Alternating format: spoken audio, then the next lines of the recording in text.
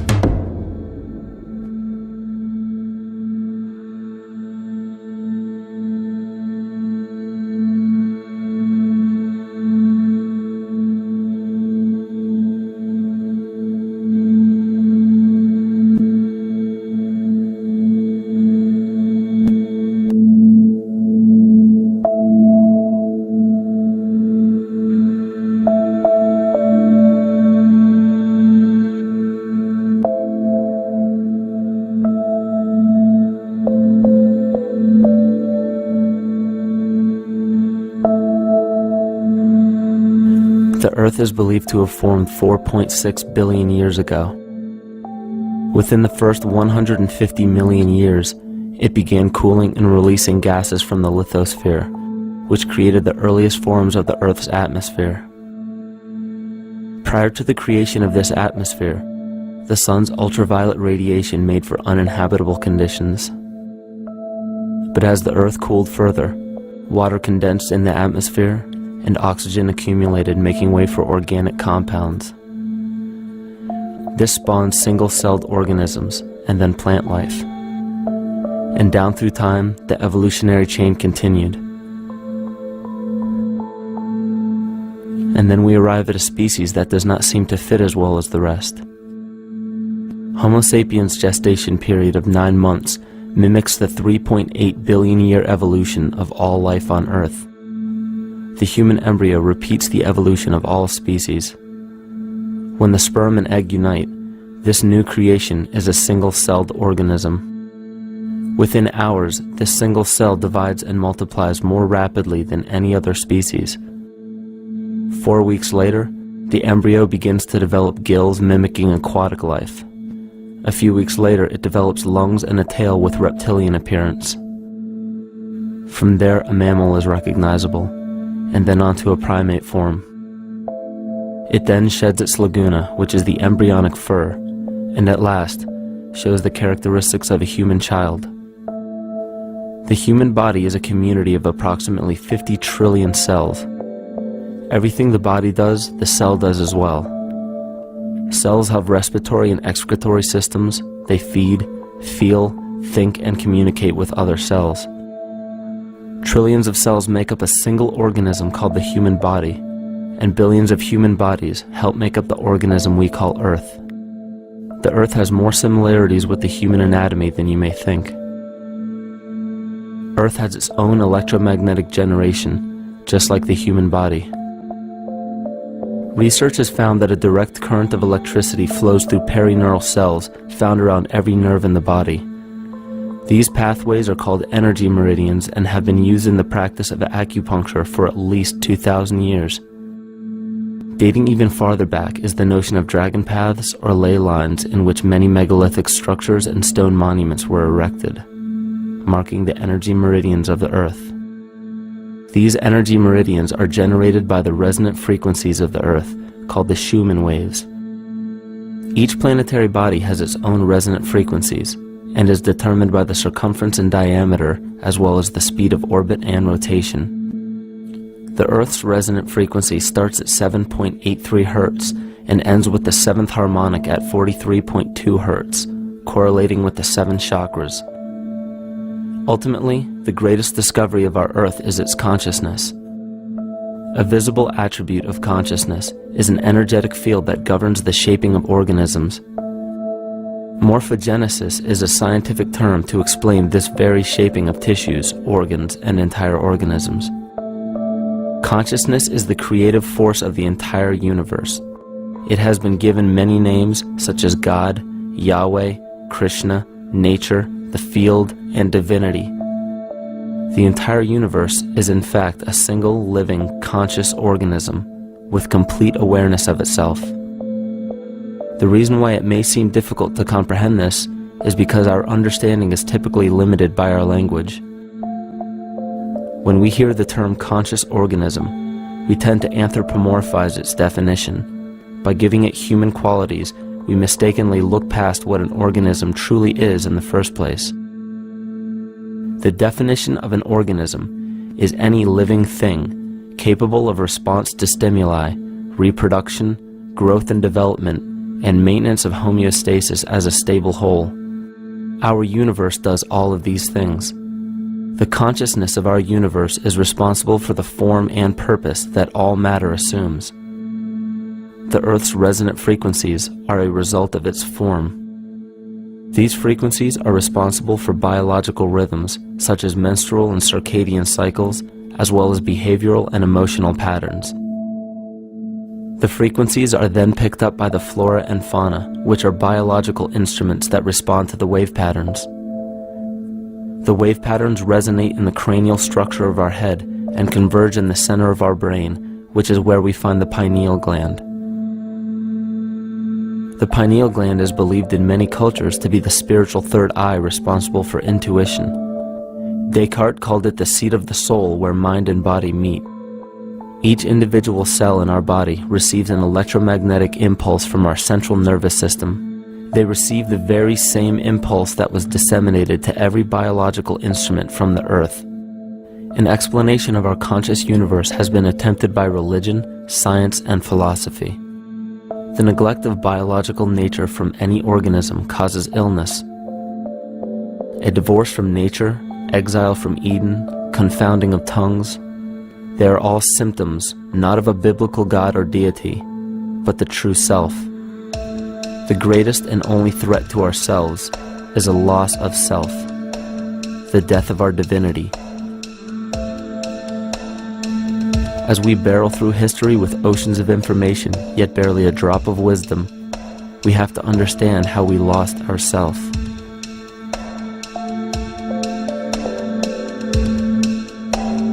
In sacred texts and ancient scriptures left by our ancestors, we find an incredible link between stories of creation, a great flood, the war of the gods, the Messiah dying for the sins of man, end-time prophecies, and similar characters.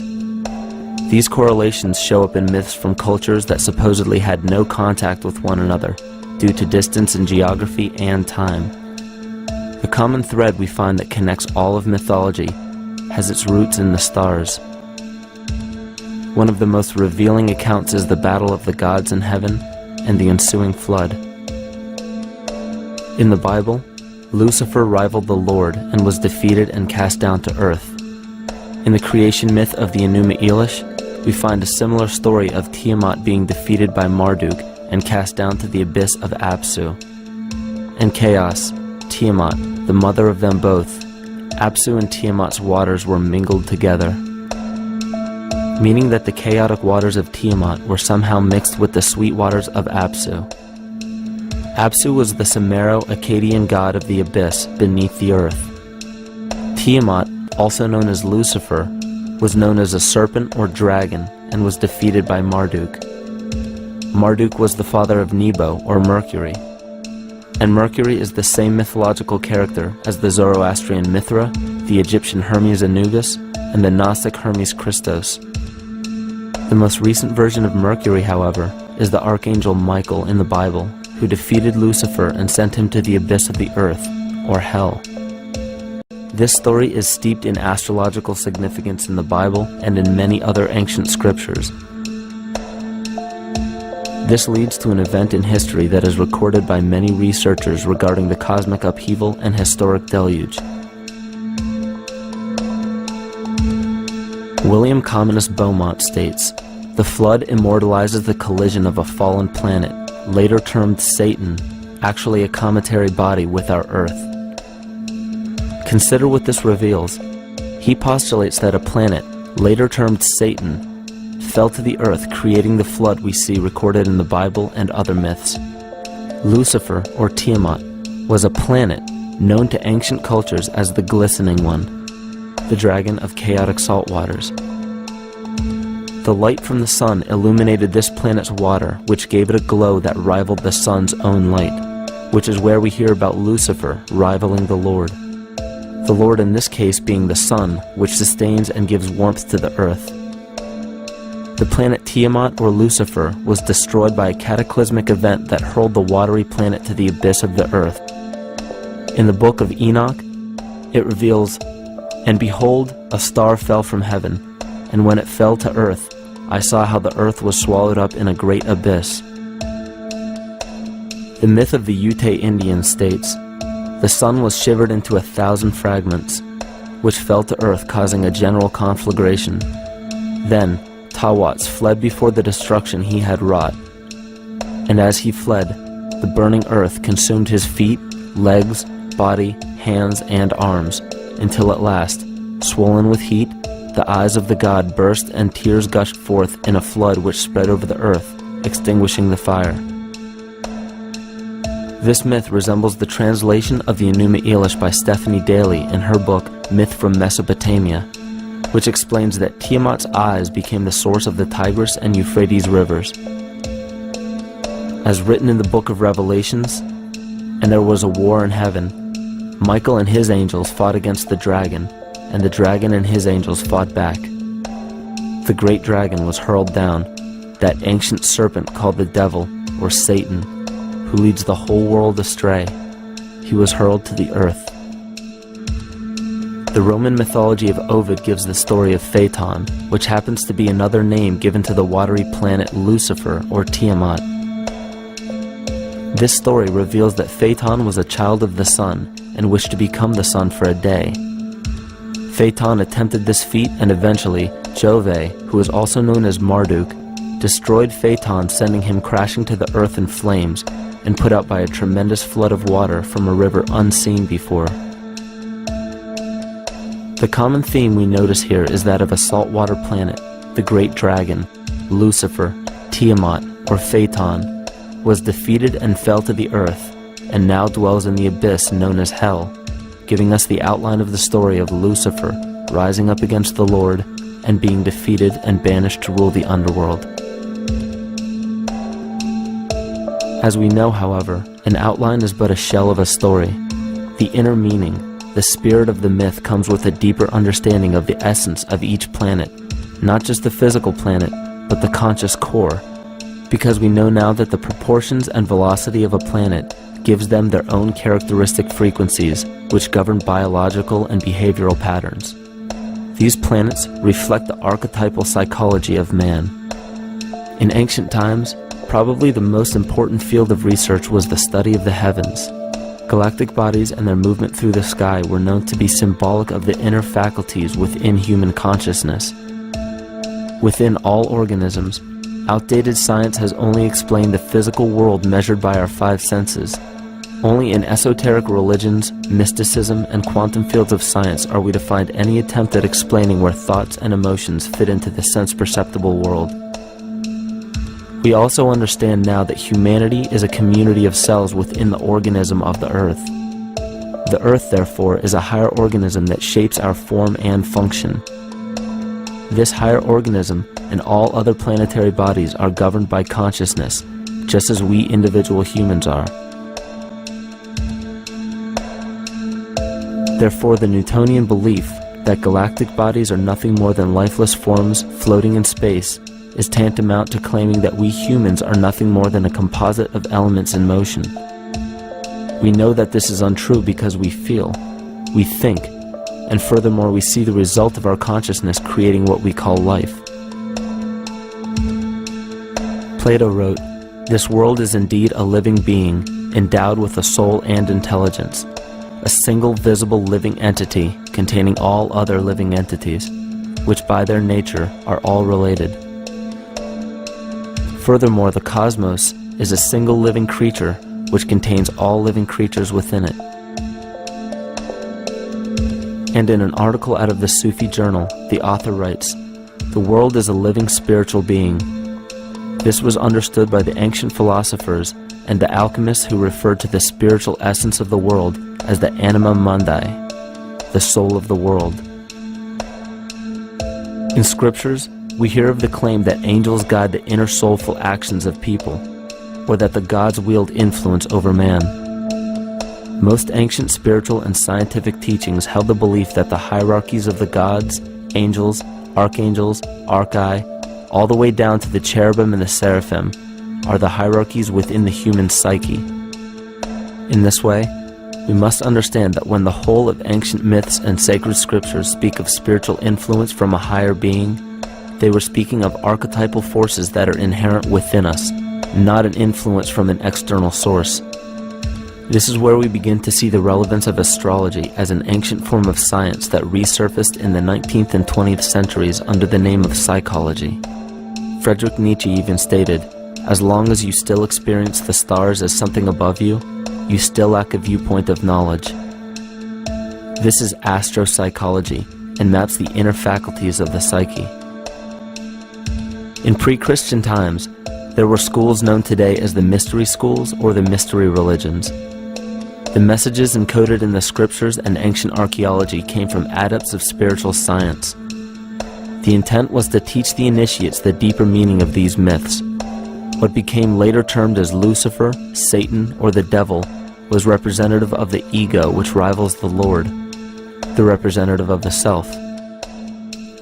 The true self is the epicenter of a person's entire being. It is the total sum of everything that we are. The false ego, on the other hand, is the idea and concept we create about ourselves in the course of our lives, which typically excludes any qualities we don't wish to accept about ourselves. However, humanity has been endowed with the freedom to choose either to obey the true self or to give in to the temptation of the vanity and materialism of the false ego.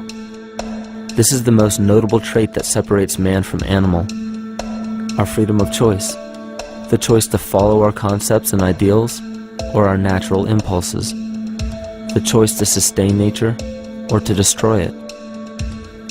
This freedom of choice weighs on the fate of the entire organism that we call humanity. Cancer begins with a group of cells within a community that fail to communicate with the conscious signal of the organism. Those cells begin to grow out of control and spread to other areas of the organism. This very disease is evident in our world today. The cancer upon our earth is the domination of our false ego and our divorce from nature. Collectively, among every human, vanity leads to segregation and competition. Competition leads to fear and greed. Greed leads to deceit and immorality. And immorality is the breeding ground for illness, waging war on our earth. Every act of hatred and destructiveness in our world begins with self-hate and self-destructiveness. And it all begins with a breakdown in communication.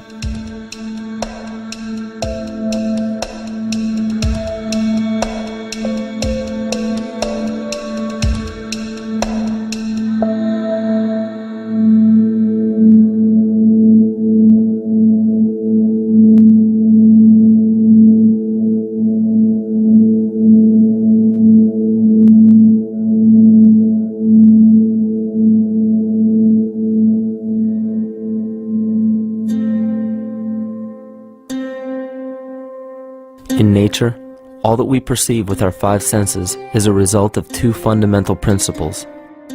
Everything in existence is made of a relationship between vibration and matter. Vibration is a masculine creative force countered by matter, which is a feminine receptive force. Thus begins the principle of duality. We see this duality in ancient myths and philosophies, yet only those philosophies and scriptures that were perverted and raped of the original meaning gave the impression that one polarity was good while the other was evil. The original sages, adepts, and shamans taught that both are necessary, and one would not exist without the other. These two important principles come together to form all things in the universe. This is kymatica. Even language, logos, the communication of any and all things in nature, depends upon this principle. Pete Peterson, in his works Cymatics, the Science of the Future, stated that nature shows examples of kymatica in everything. This phenomena is found to be one of the prime forces that moves biological evolution along its path. Dan Winter reproduced an experiment to prove that the ancient languages of Hebrew and Sanskrit, when spoken, create a vibratory frequency that moved matter into sacred geometrical patterns. Upon further investigation, Hebrew, Sanskrit, Aramaic, Arabic, and other elder dialects have older roots in a parent language of Gaelic and quite possibly an even earlier origin. In Swami Murugesu's The Science of Mantra, he claimed that when a person chanted specific words in Sanskrit while filming a burning candle, the intensity as well as the color of the flame would change due to the frequency that the word would emit. This same science has been shown to lower and raise blood pressure. And in his own words, certain sounds can affect their circulation and nervous system. Whatever change such vibrations cause extends to the mind of a person and also to the surrounding atmosphere, causing warmth or coolness. All this can be known by study and shown by practice. This rediscovered knowledge of the science of sound shows that sound is something more than mere vibratory signals. Not only does sound interact with life, but it sustains and develops it. It acts as a conduit of conscious intent between people, societies, and entire civilizations.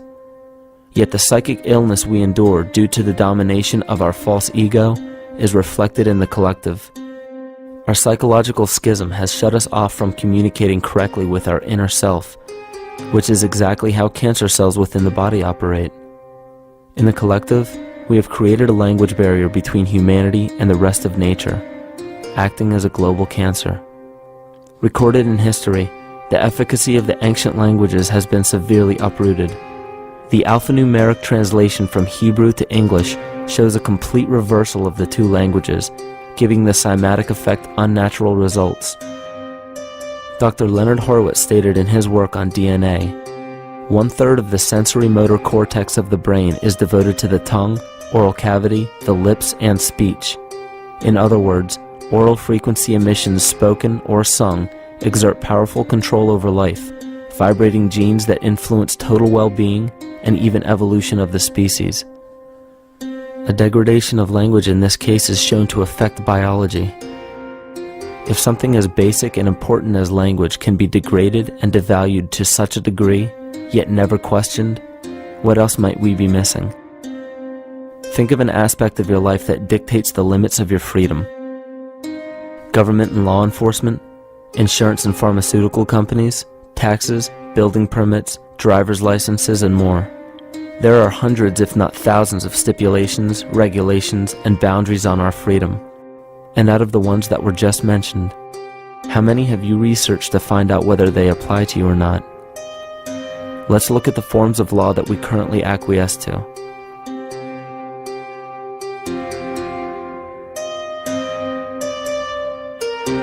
A common misconception among people is that any rule or regulation that governs them falls under one category: law. But there are many other forms of law that people abide by without realizing that they simply do not apply to them. Another misconception is that a nation's constitution gives us our rights. A constitution does nothing more than list the rights that we already have. We are born with inalienable rights, endowed to us by our Creator. They are not given to us, and they cannot be given away. The most a person can do with a right is choose whether to exercise it or not. Maritime admiralty law is what's known as the law of the water. It is superseded by civil law and only applies to those who willingly contract themselves into it. The definition of admiralty law is a body of private international law governing the relationships between private entities which operate vessels on the oceans. Let's look at how and why a form of law that is fashioned to govern corporations, businesses, and vessels has imposed its rule over natural human beings. This is all done through a form of word magic. A simple perversion of language has made it possible to convince people around the world that these alternative laws apply to them. One of the predominant beliefs in modern culture is that licenses, permits, registrations, and other forms of documentation are required to operate motor vehicles, use public roads, build structures and establishments, engage in free enterprise, and much more. Sadly, these beliefs are based on little to no investigation whatsoever, and are false. This belief structure is perpetuated by maritime admiralty law. This form of law was originally created to govern ships docking in foreign nations for the import or export of products and resources. It deals with banking and merchant affairs, not civil affairs.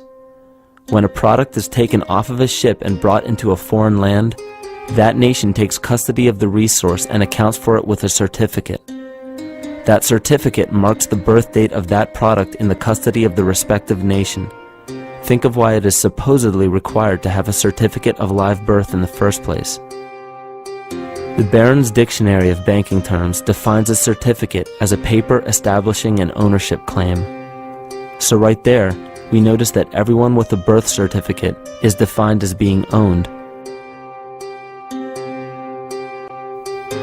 People are used as collateral with other nations because the U.S. is bankrupt. The United States declared bankruptcy on March 9th of 1933. At this point, the U.S. began taking out loans from a private, non-government affiliated corporation called the Federal Reserve. With no money to pay back the loans, the United States began using the citizens as collateral. All birth and marriage certificates are literally warehouse receipts. Just look at the similarities of warehouse receipts and birth certificates. Both document the date of issue, a serial number, registration number or receipt number, a description of the product, and an authorized informant to notify the appropriate government agency. With all of this information being readily available, the majority of people are unaware of their involvement with maritime admiralty law. This is possible through the manipulation of language. This admiralty law changed the meaning of the word person from a natural living person to a corporation.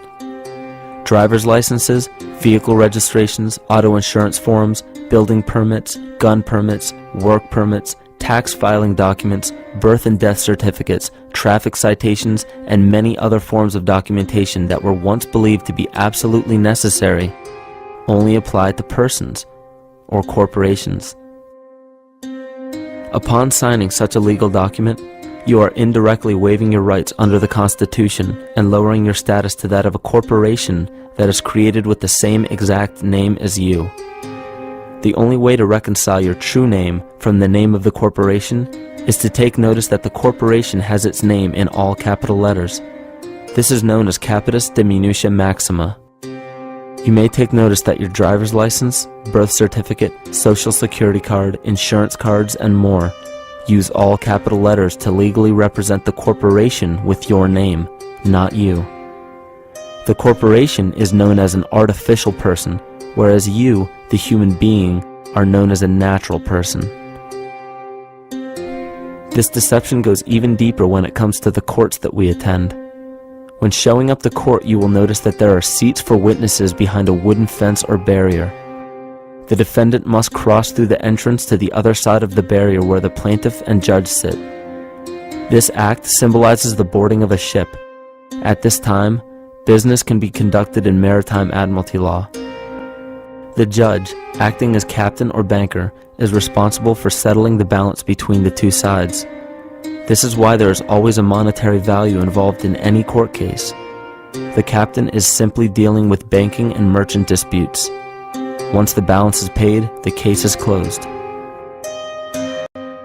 To turn the court case away from admiralty law where your rights are not protected, you must avoid agreeing to represent the artificial person. This is done by stating that you are the natural person. You don't have a first or last name because those imply corporate title. In a court case, you may state that the court takes judicial notice of your honor's oath of office. Every judge must take an oath of office to practice law, yet you must make it clear to the court and the jury that the judge is acting as judge and not banker. Remember that you are a natural human being of the earth. You are not governed by anything but your own consciousness. Laws are created within a society. The society that created the laws we see being enforced today is called the Law Society. Yet the most beautiful part of this entire deception is the fact that we are not part of the Law Society, so their laws do not apply to us. Judges, lawyers, and law enforcement officers, they're all part of a society. Within that society, they've created their own language that's deceptively similar to English. They have these little things called statutes, acts, and regulations that seem like laws, but they really only apply to those within their society. So that basically means all the traffic violations, minimum age requirements, and everything except for damage to another person or their property doesn't really apply to the natural person. Laws only apply to those within the Law Society. The game being played is an illusion. You can simply choose to open your eyes and reclaim the freedom that you were born with, bound by nothing but the limits of your imagination. These are just a few examples of assuring that your rights are being protected. By far, the most important line of defense against this deception is to be aware of the perversion of language, and be absolutely aware of how you form your beliefs and concepts.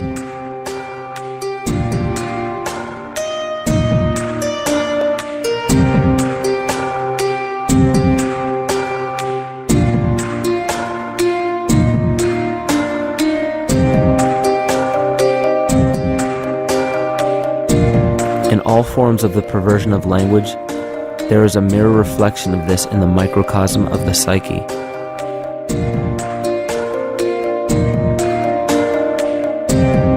And the problem I see with humanity today is we don't truly know ourselves anymore.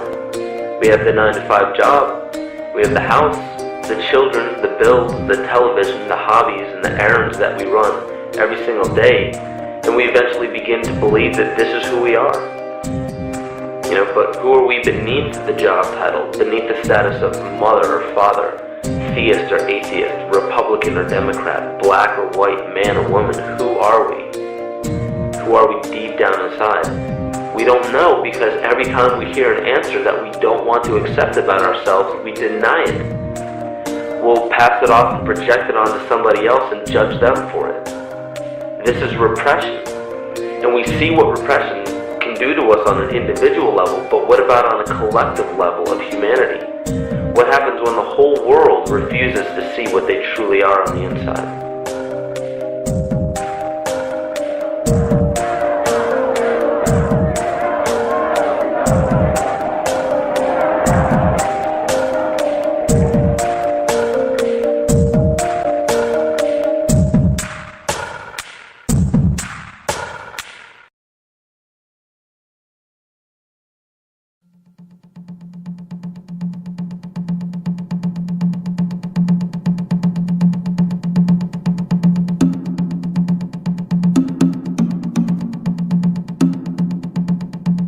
Carl Jung discovered that there is a collective unconscious connected to all humans, meaning that the whole of humanity shares a single mind with one another.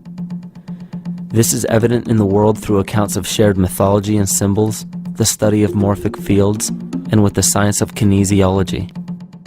This collectivity is a global example of the unconscious mind of the human body, in which trillions of cells share a similar signal. This parasite, called our false ego, requires a continuous flow of sustenance to survive. Food, fuel, and any other form of sustenance is energy. Human consciousness is an electromagnetic field of energy. When this potential energy is utilized, it then releases kinetic energy, which is used to perpetuate the false ego. This scenario occurs in the smallest parasitic organisms, all the way to a collective organism called humanity. A parasite will release chemicals that cause the host to crave the sustenance that the parasite needs to survive. As long as the host is unaware, it will keep feeding the parasite and starving itself. In a similar way, Wilhelm Reich stated that whole societies suffer from a psychosis caused by starving our organic biological impulses. He states that sexual suppression supports the power of the church, which has sunk very deep roots into the exploited masses by means of sexual anxiety and guilt. It engenders timidity towards authority and binds children to their parents. This results in adult subservience to state authority and to capitalistic exploitation. It paralyzes the intellectual critical powers of the oppressed masses because it consumes the greater part of biological energy. Finally, it paralyzes the resolute development of creative forces and renders impossible the achievement of all aspirations for human freedom. In this way, the prevailing economic system, in which single individuals can easily rule entire masses, becomes rooted in the psychic structures of the oppressed themselves. What Reich was showing in this powerful quote is that on a collective level, the suppression of a natural function, whether biological, spiritual, or emotional, will result in an abnormal reaction, a psychic disease. This illness or disease is reflected into the masses through a collective unconscious and acts as an epidemic. Humanity is plagued with an incapacity for freedom, meaning that people en masse lack the ability to govern themselves on a psychic level, and this manifests in the macrocosm as government and organized religious powers, thus opening the throne, our national and individual throne, to anyone and anything.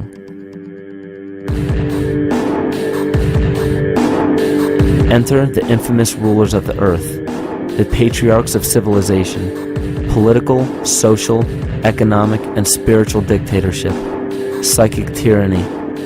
This simple illness within our psyche, this lack of responsibility and neglect of basic human freedom, has made way for every tyrant that has ever held rule over people on this planet.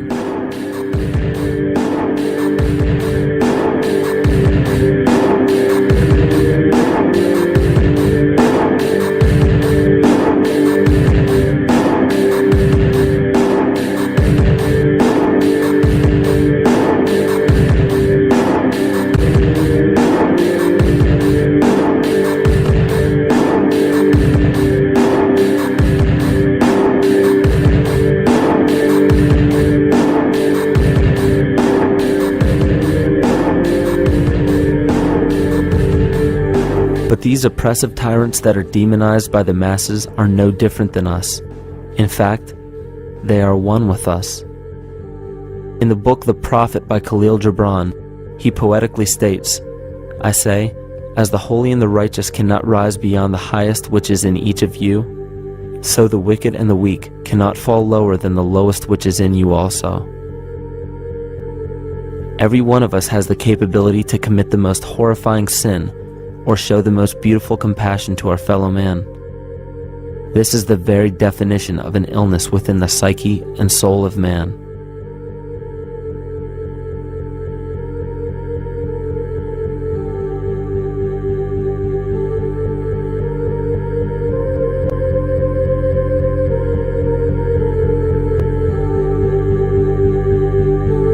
Think of any position of power that you believe to be above you. Royal families, government leaders, the United Nations, financial organizations, corporate monopolies, and media juggernauts. These are all facets of our false ego. They are the physical advent of our own sickness. They require our conscious participation, our conscious energy to survive. Because without our cooperation, without supplying them with the sustenance of complicity, they starve. Their very nature depends on our desire to be ruled, and a typical symptom of the illness among humanity today is our continuous denial of our illness. Repression. We consistently repress those qualities we choose not to accept about ourselves. This is why it is so difficult to see the false ego and its multiple manifestations for what they truly are.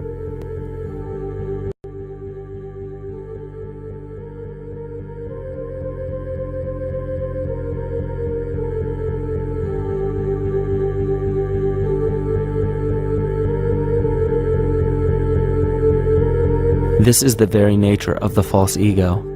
It acts as a red herring to distract us from the freedom we truly have. For this psychic parasite to survive, it must supply us with a chemical that will cause us to remain dependent upon it. In this case, the sustenance is our conscious energy.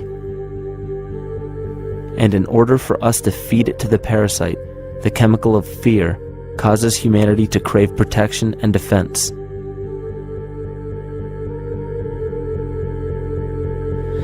The functions of the body to survive can be broken down to two basic functions for any organism to survive. You have to be able to grow, maintain yourself, take care of your biology, but you also must be able to protect yourself, so that if you're just growing and you can't protect yourself, you'll become food for something else. So the survival involves a balance between growth and protection. Through the history of human civilization and through human evolution, we recognize that our nature is to be in a state of growth, and that our protection is only supposed to be used to, help us out of that threatening moment. You can't be in growth and in protection at the same time. So the significance is, when we see a need of protection, the stress hormones in the body shut off the blood vessels in our viscera, or gut, which is the part of the body for growth. Well, the issue is, if you took the blood from the viscera and moved it out to the arms, then you left no blood in the viscera. That means no growth. But you're ready to fight. And when your fighting is finished, then the blood returns back to the viscera and you grow again. But in the world that we live in today, it's 24/7 fear.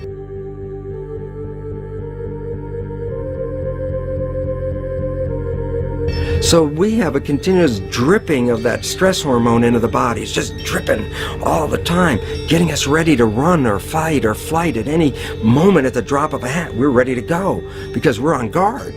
Well, the problem is, what does that mean about your allocation of energy? And it says, we're spending most of our energy in protection. You cannot survive if you're in protection all the time.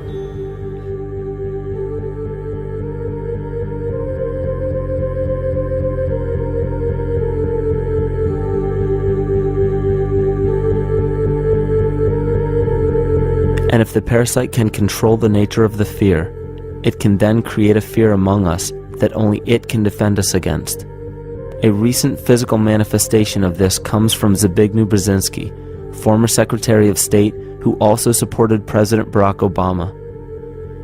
In his book, The Grand Chessboard, he states, as America becomes an increasingly multicultural society, it may find it more difficult to fashion a consensus of foreign policy issues, except in the circumstance of a truly massive and widely perceived direct external threat. Even the Reichsfuhrer of the Nazi Party, Hermann Göring, sums up this game of supply and demand perfectly when he stated, "The people can always be brought to the bidding of the leaders." That is easy.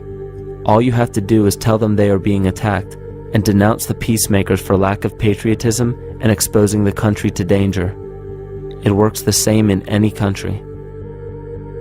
It also works the same in every individual psyche.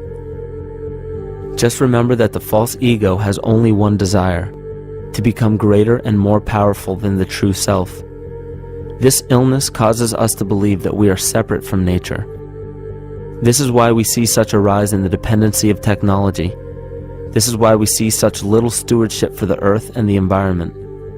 And this is why we see bigotry, racism, sexism, and every other form of discrimination possible that leads to crime, violence, wars, and eventually, the global destruction of the organism.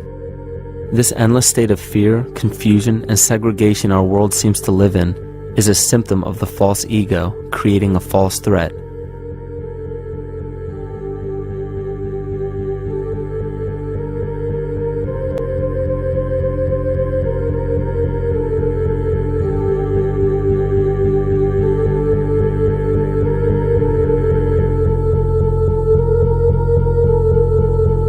Many of the United States presidents have blood relations with each other. The Bush lineage has blood ties to a great number of former presidents. George Washington, Millard Fillmore, Franklin Pierce, Abraham Lincoln, Ulysses Grant, Rutherford Hayes, James Garfield, Grover Cleveland, Teddy Roosevelt, William Taft, Calvin Coolidge, Herbert Hoover, Franklin Roosevelt, Richard Nixon, and Gerald Ford. Michael Tsarion points out in his work that Bush is closely related to every European monarch on and off the throne, and has kinship with every member of Britain's royal family. Bush's family tree can be documented as far back as the early 15th century. He has a direct descent from Henry III and from Henry VIII's sister Mary Tudor. He is also descended from Charles II of England. And we also find that George W. Bush is a direct descendant of Godfrey de Bouillon. Godfrey was the first king of Jerusalem after he recaptured it from the Saracens, which was the name for the Islamic faith during the Middle Ages. It is interesting to note that the current occupation of the United States in the Middle East was re-established by the same family, George Bush Sr. in 1991, and again by George Bush Jr. in 2003. George Bush Jr. is then found to be a cousin to both opposing candidates of his 2 terms in office, Al Gore and John Kerry. Democratic President Barack Obama also has blood ties with George W. Bush, as well as Gerald Ford, Lyndon Johnson, Harry Truman, James Madison, and the British Prime Minister Sir Winston Churchill. On the opposing side of the 2008 presidential ballot, John McCain is descended from Robert the Bruce, King William I of Scotland, and also Godfrey de Bouillon. And probably one of the most interesting facets of the bloodline relations is the fact that the whole British royal family has descent from the Muslim prophet Muhammad through the Arab kings of Seville. This bloodline was passed through the kings of Portugal, Castile, and eventually down to King Edward IV. And this is a very, very different story from what you hear the media pumping out every day, being this idea of lineal superiority. It's completely debunked according to the foremost authority of aristocratic lineage, Burke's Peerage. And this just goes to show that there's the true story, and then there's the manufactured illusion, the front that's given to the public.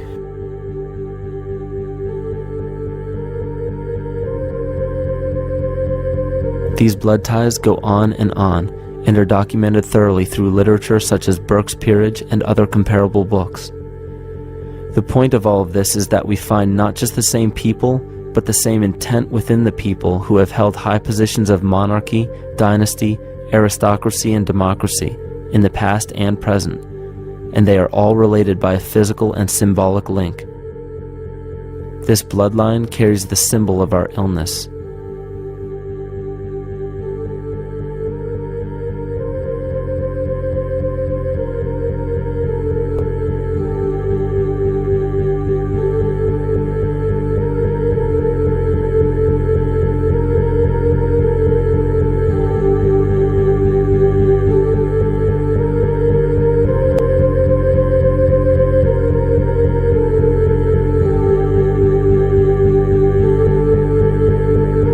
The symptoms of our psycho-spiritual illness are the wars, terrorist attacks, artificial or man-made disasters, and leader figures. As long as the people remain oblivious to their inner drives and inner nature, they will always fail to recognize why these events take place and why these figures rise to such powerful positions. The reason why we have failed for thousands of years to conquer these archetypal rulers permanently is because for thousands of years we have been fighting the symptoms of an illness and not the root cause. For every corrupt government that falls at the hands of a revolutionary, oppressed people, 2 more will rise in its place every time, because the root cause of a corrupt government does not exist in the individual leading that government. It exists within the psyche of every individual, because an unaware host to a deadly parasite will do anything to avoid accepting his own incapacity for freedom.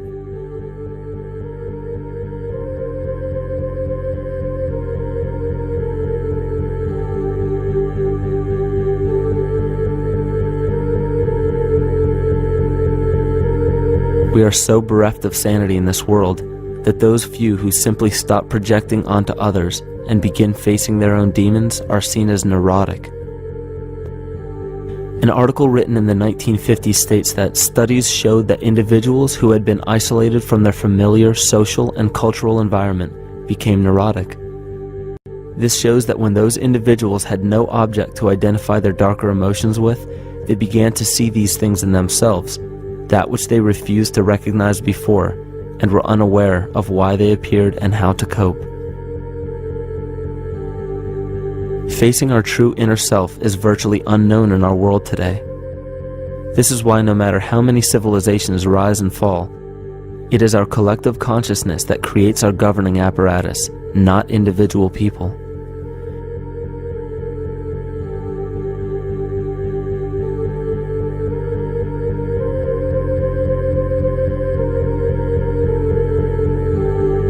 And after countless attempts, you would imagine that people would realize that a physical retaliation may not be the solution. Yet here we are, thousands of years later, with technology that can clone DNA, vehicles that can break the sound barrier and probe the depths of space, and science that can overcome almost any sickness. Yet we still fail to take notice to the importance of thoughts and consciousness. This is the very definition of insanity. And every single one of us is responsible for this psychic epidemic, because we're killing the messenger and paying no attention to the message.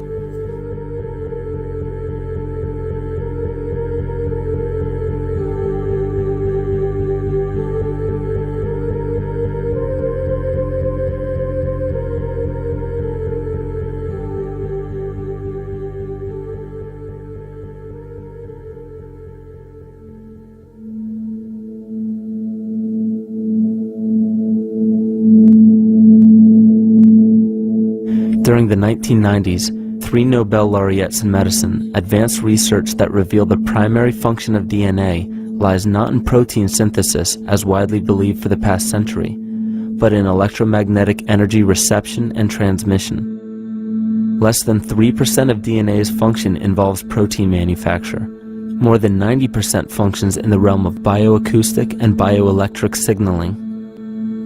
So why is it important to know that DNA functions in bioelectric signaling?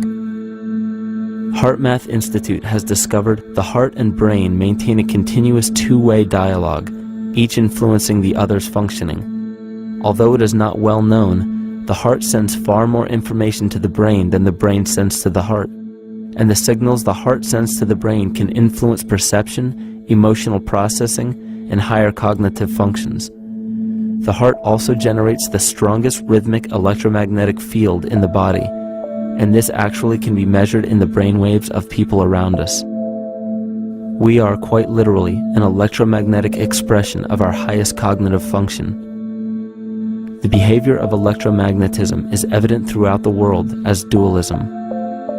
All matter contains a negative and positive charge, which means organisms are built upon this foundation. The natural homeostasis of any organism is a balance of both polarities. Furthermore, research on emotional energetics shows that the heart's field is a carrier of emotional information and a mediator of bioelectromagnetic communication within and outside the body. Research shows our heart's field changes distinctly as we experience different emotions. It is registered in people's brains around us and apparently is capable of affecting cells, water, and DNA studied in vitro.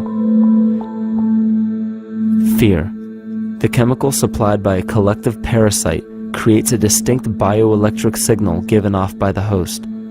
This signal is disseminated to the organisms within our community and will grow outward through the entire organism unless it is counterbalanced by an opposing force. Dr. Fritz Alan Popp discovered that the cells in our body communicate through biophotons, which are tiny particles of light that are single units of an electromagnetic field. This communication system within our body also exists between people in what's known as morphic resonance. This was known by the shamans, sages, and adepts of antiquity. These teachings were commonplace in prehistoric cultures. It wasn't by sheer chance that artistic expression and rituals were the cornerstone of every ancient civilization. Art was used as a personal method to exercise the shadow content of the psyche and introduce it to the conscious mind. This was very literally viewed as psychic therapy. Ritual was based around astrological dates. As we've learned, the study of the stars and planets reflect our own astropsychology. The shamans would perform rituals on astrological dates that would correlate with a circadian rhythm or a psychological cycle. These rituals kept the human participants aware of their inner self and prevented the repression of psychological content. As long as people were facing their inner demons and accepting them as their own, they were not collectively projecting them into the physical world. If you bring forth what is within you, what you bring forth will save you. If you do not bring forth what is within you, what you do not bring forth will destroy you. The progeny of our psychological disease began growing rapidly after a series of catastrophes forced the collective into a somatic state of fight or flight. This lowered the immunity of the population by introducing a state of immense stress. Our body becomes more susceptible to illness under stress. In this manner, humanity fell ill when entire bodies of land were swallowed up by the floodwaters. This uprooted many tribes, chiefdoms, and civilizations from their homes, and their ritual practices that were used as a conduit for psychic wellness were put on hold in order to survive the catastrophe and seek new homes. The shamans were spread to many new areas of the world. This information has been suppressed. We are made to believe that advanced civilizations such as ancient Egypt and the Mayans of Mesoamerica came about with no prior rudimentary remnants or evidence of evolving intellectual artifacts to bring them to their peak. We are meant to believe that their incredible knowledge of mathematics, astrology, agriculture, economy, polity, and architecture came out of nowhere. This leads many researchers today to the understanding that the origins of these civilizations have been suppressed. Not surprisingly, the force that has guided the suppression of this knowledge comes from the exact bloodline of the political and religious leaders stated previously. These are some of the notable book burnings and suppression of important texts in our history.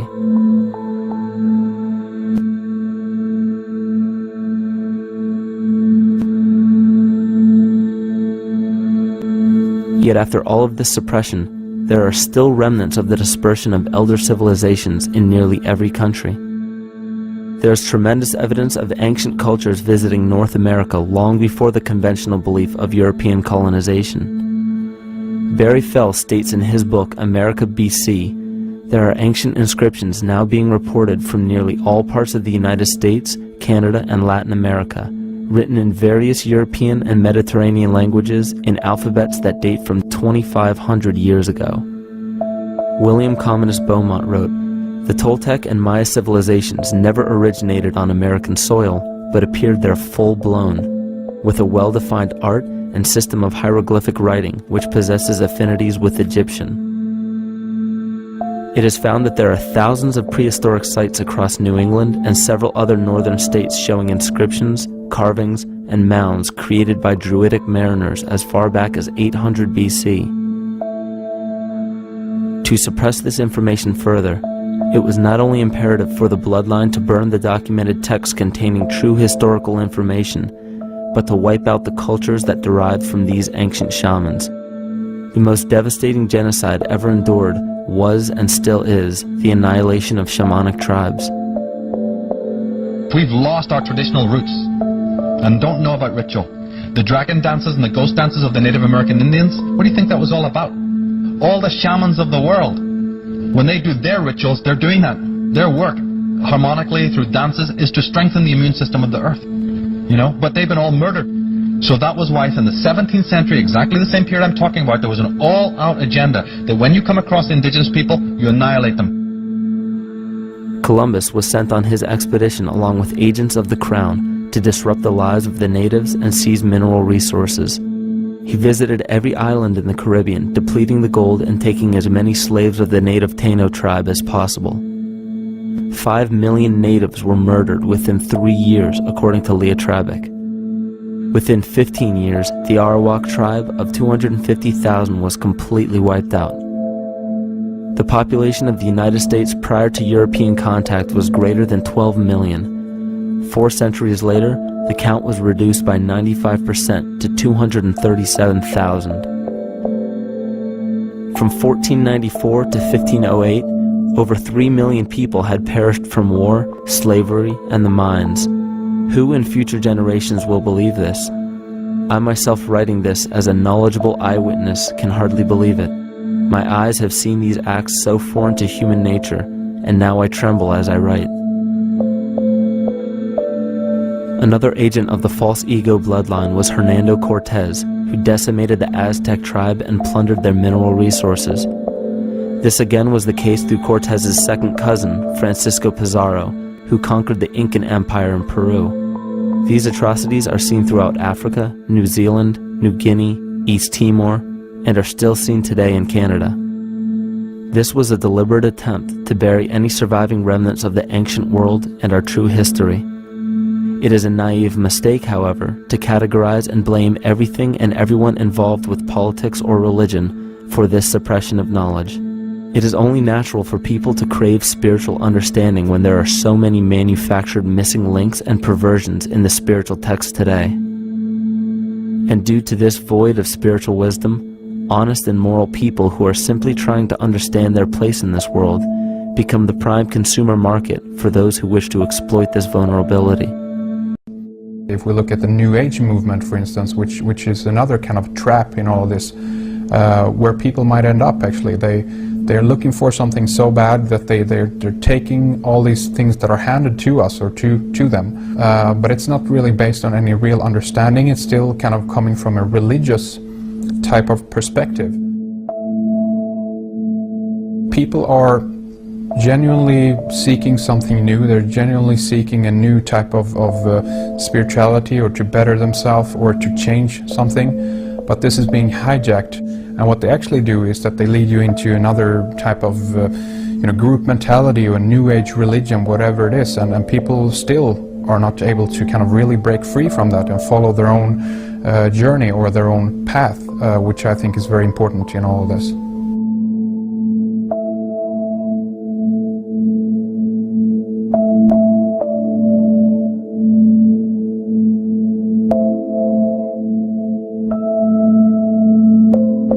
In the pre-Christian era, there were several cults of incredible power, most notably the stellar, solar, Saturnian, lunar, and mushroom cults. It is simple to see that worshippers of the lunar goddess comprised of the lunar cult. The worship of sun gods were indicative of the solar cults. The Saturnian cult, which consisted of Phoenicians and Canaanites, worshipped El or Eli. The biblical exodus of the Hebrews from Egypt showed that they entered Canaan and merged the lunar cult of Isis, the solar cult of Ra, and the Saturnian cult of El to form Isis, Ra, El, Israel. The old Israelitish cult and mythology, the Yahweh worship, the patriarchal legends, the sojourn in Egypt, and so on, are rooted in the religion of the sacred fungus, developed from the underlying fertility philosophy of the ancient Near East. The Jewish mitre, Muslim turbans, and military berets are derivations of the symbol of the mushroom cult.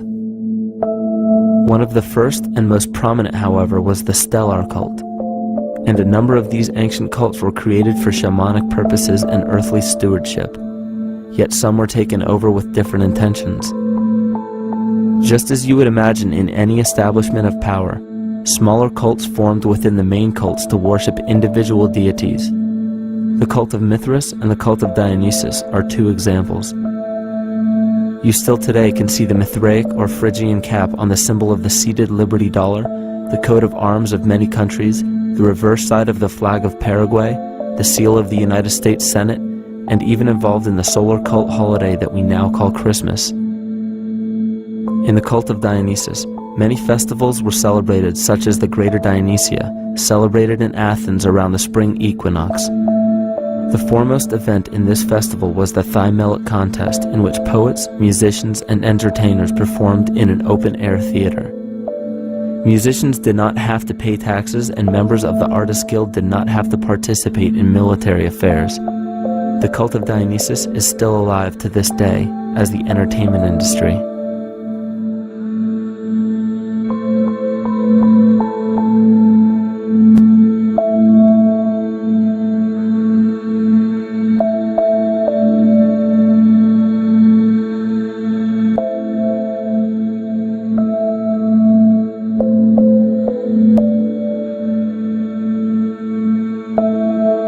These cults still exist in many important positions of power throughout the entire civilized world. Yet the most important function of these groups is to manufacture the consent and complicity of the people. The conscious mind is the creative mind. It's the one that has your personal identity into it. It does the real thinking. And then there's a subconscious mind. Well, there's no entity in it. The subconscious mind is equivalent of a tape player. It records behaviors, and then at the push of a button plays a behavior. It's automatic. It's a very convenient thing, because then we don't have to relearn all the time. Once you know it, you can make a pattern. The problem is that the basic patterns of belief and behavior that are programmed in the subconscious mind came from our teachers, primarily our parents, our family, and our community. So most people don't even understand how easily we're influenced by our environment. Every person that we encounter, every single situation that we're faced with, every little word that's said on television may not seem too influential to our conscious minds, but your unconscious is designed specifically to let every environmental signal influence you without your awareness. So the question is, are we leading conscious or unconscious lives? And now neuroscience has told us in the unfolding of our lives, only 5% of our life is controlled by our conscious mind, and 95% of the time controlled by the subconscious with programs from other people that were installed in there. And the problem is, it means when those programs are playing, we don't see them. And the skeptics will sit there and say, consciousness, archetypes, astrology? No. We create things with our hands, not our minds. Archetypes aren't physical. They can't influence me. But when you think of the fact that we're only conscious of this small little fraction of our behavior, what we don't realize is that entire countries, entire civilizations that think they're free and independent, but are unconsciously too afraid to be free and independent, they will beg to be governed. And if they can't do it themselves, who do you think will consciously or unconsciously take that responsibility? It usually ends up being that strong, masculine, animus archetypal figure. When we think we're in danger, we're not looking for our mother to nurture us. We want our father to protect us. And right on cue with the age of fear, this age of catastrophe, the age of this parasite, we see masculine domination. And one of the primary conduits for giving our responsibility and our conscious energy away is money. We surely don't want to admit that our dependency on money is flawed, because that would imply that the fault is our own. And God forbid we take responsibility for our lives, so we blame the money. This is the cornerstone of the entire illusion being built around us by the false ego. Money is said to be the root of all evil, yet it cannot be evil because money is only a symbol. Symbols carry only the faith and spirit of the observer. This means that the symbol of paper money evokes and surfaces the evil intentions and inherent flaw of our false ego. Money only exists because we agree to accept it as valuable. And to further illustrate our incapacity for freedom, we've given the control of our faith-based money to a private corporation instead of the federal government. There is no law stating that we have to use Federal Reserve notes as currency. We choose to because we fear the alternative: independence.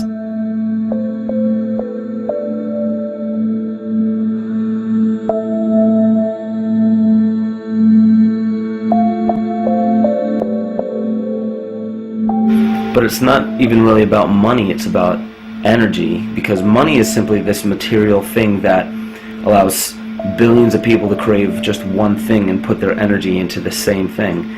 It's not the plasma TV or the house or the lifestyle or the job or the significant other or the status that we're really after, because we know that we're empty. These people feel sadness and loneliness and void just like anybody else.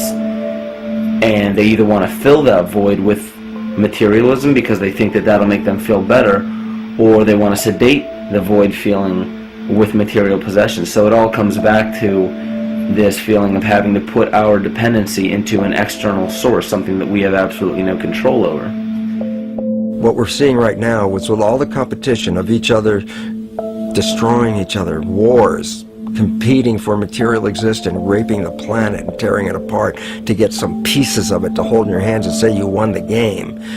Every one of those moves is destructive, not just of the planet, but of human civilization, because Human civilization will thrive with cooperation and will die with competition. And if you operate from these truths, then you end up with the extinction that lies before us.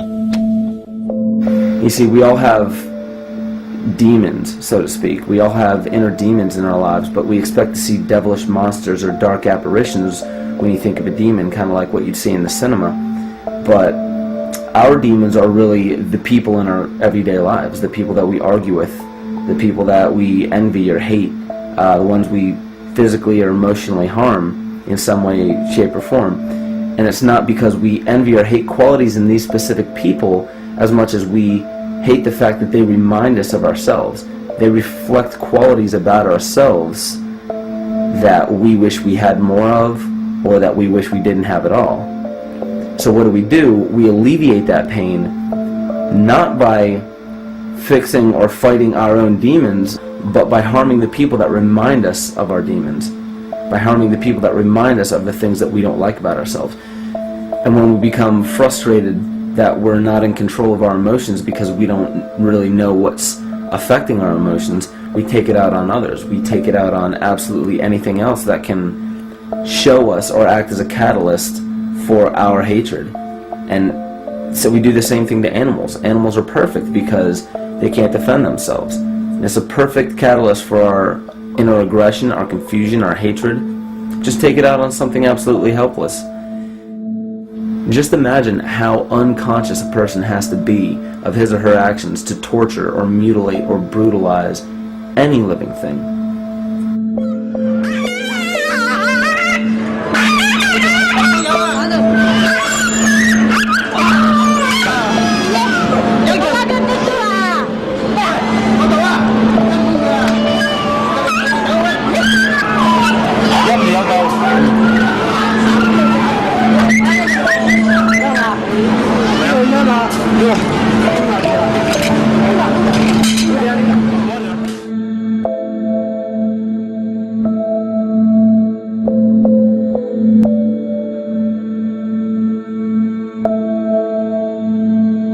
Goat's down and he'll be here and we can, ouch, come on. Ooh, he bit you. Look at his tail.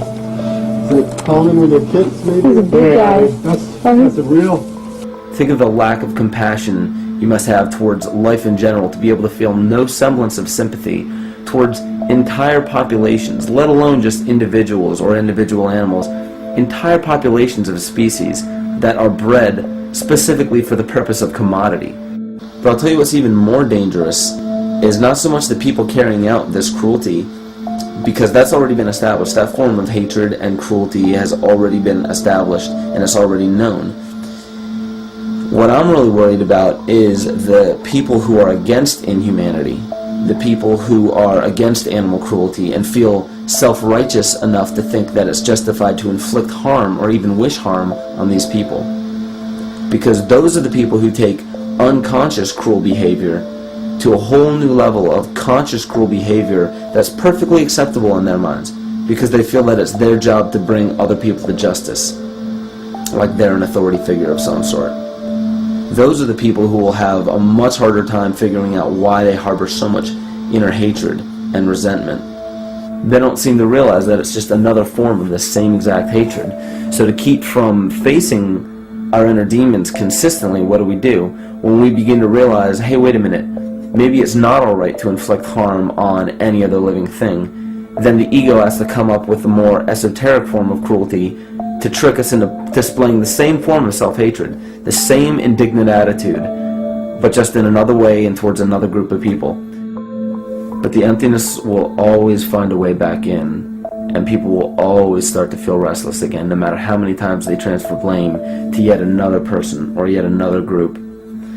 We need chaos in our lives. We crave destruction. We beg for catastrophe. Because if we don't have these things to act as a form of exorcism or a catalyst for us, we start to notice these things in ourselves, and that's what we don't want. You see, we can deal with wars. We can deal with terrorism. We can deal with stock market collapse and economic collapse. We can deal with these things. But once we start to notice this chaos within ourselves, that's what we're really afraid of. We'll take 1,000,000 September 11ths over one moment of true insight towards our self-hate.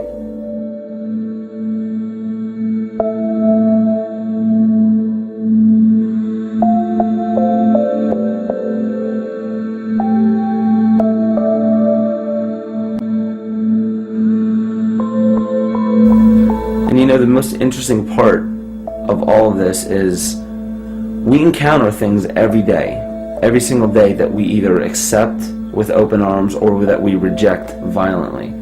The interesting part is not really what we're accepting or rejecting as much as what it is inside us that makes us feel compelled to a certain thing or repelled from a certain thing. There's this fundamental dual behavior of muscular strength or weakness, attraction or repulsion.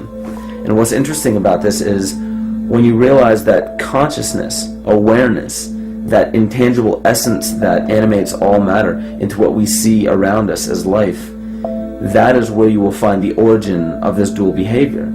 It's been explained as the inhalation and exhalation of Brahma, the contraction and the expansion of Ahriman and Lucifer in an anthroposophical setting, the active and the passive qualities in electricity, the masculine and feminine qualities, yin and yang, existence and nothingness. These are all ways to explain the same behavioral process that begins with awareness. It begins with consciousness. And if you get rid of all the images and concepts in our minds of these sayings in your head and just try to feel the difference between the two polarities, you'll begin to notice that all of the different scenarios and possibilities that are playing out in the world all spawn from this common origin. You'll have 1,000,000 people telling you why the Bible is supposedly the Word of God and that you should follow it word for word. And then you'll have another 1,000,000 claiming that it's a form of mind control and not to believe any of it. Everybody will tell you to beware of this or watch out for that. This is good information, this is bad information. And I just have to wonder, what makes anyone an authority figure enough to say that something is true or false? And why are you denying or accepting anything based on the suggestion of another person? Why aren't you making that decision for yourself? Information is information. There's no such thing as good or bad information. It's all what you do with it. I say let everything be your Bible. Give every piece of information, every person, every event or scenario or situation an honest and open mind. Because then it's your responsibility to respond to it in the way that you choose. Not following the herd, not following convention, it's your responsibility. And that's the point when, no matter how many people tell you you're wrong or right, you're not dependent upon their approval. If we at least question our own actions, question our own thought process, and make a conscious decision to what we feel is right every single day, that's what I believe to be divinity. That's true shamanism. And that, to me, is what it really feels like to be alive.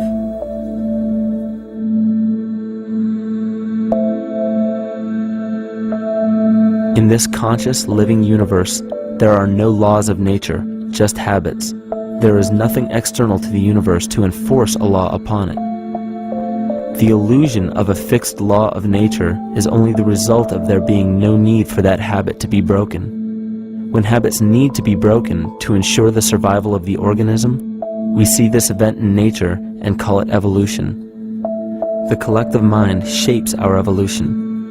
And a great example of this is the experiment done by John Cairns in 1988.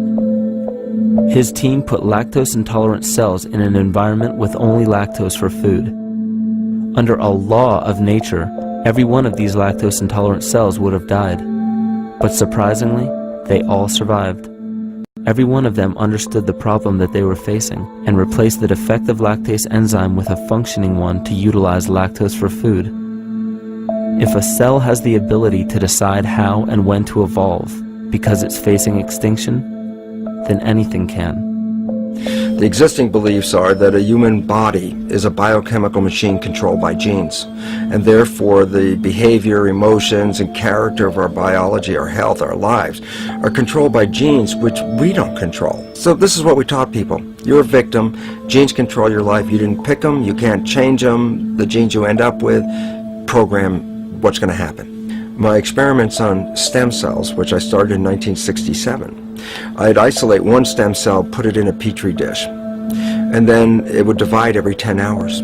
So I took all the cells, split them up into 3 groups, and then just put them in 3 petri dishes. And then I changed the growth medium, the constituents of the environment, in each of the 3 dishes. In one dish, the cells form bone. The second dish, they form muscle. And the third dish, they form fat cells. What controlled the fate of a cell? And the first thing you have to say is, well, wait, they were all genetically identical when they were put in a dish. So obviously the genes didn't control it because they all had the same genes.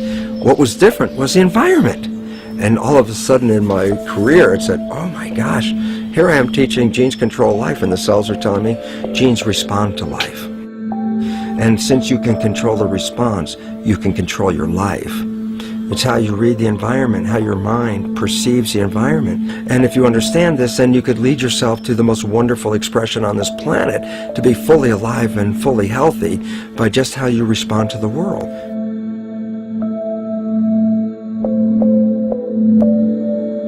In the face of financial collapse across the world, political and religious wars raging tirelessly, and an ever-growing feeling of being lost and void of meaning, there is a great amount of energy being pushed to the surface of the collective mind. Evolution does not come about gradually.